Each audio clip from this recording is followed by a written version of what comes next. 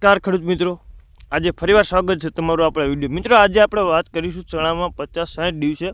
આપણે એક ખેડૂતની વાડી આવ્યા છે જ્યાં અત્યારે 50-60 દિવસે વાતાવરણને લીધે જાંબુડિયા કલરનો જાંબુડિયો દેખાય છે ચણામાં, બરાબર. તો આજે એની વાત કરીશું, કેવો છે, શું છે અને શું કરવું જોઈએ, બરાબર. તો ખાસ બંધ્યા રહેજો મિત્રો. આ છે જો આ જાંબુડિયા કલરનો અત્યારે રોગ દેખાય છે ઘણા ખેડૂત.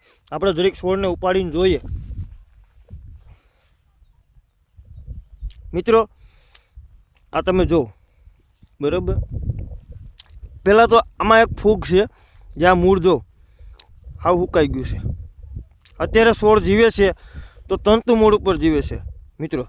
અને આખો જાંબુડિયા કલર મીન્સ કે આના લીધે છે ને જે આપણા પોપટા હોય ને એ પણ ભરાય નહીં, પીળા પડીને સુકાઈ જાય. તો શું કરવું જોઈએ?